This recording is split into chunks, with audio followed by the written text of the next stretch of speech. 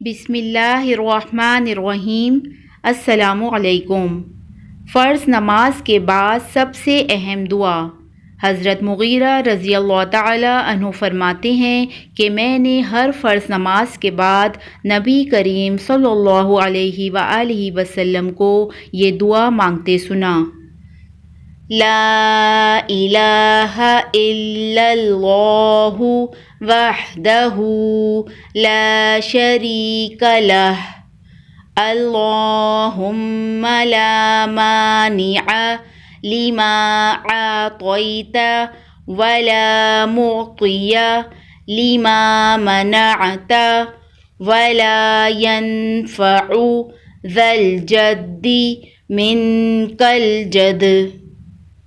ترجمہ: اللہ کے سوا کوئی معبود نہیں، وہ ایک ہے، اس کا کوئی شریک نہیں۔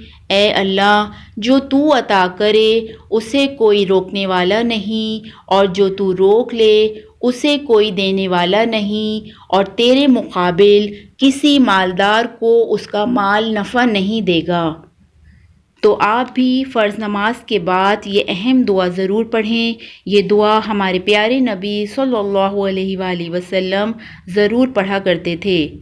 اللہ تعالی ہم سب کو اس پر عمل کی توفیق نصیب فرمائے۔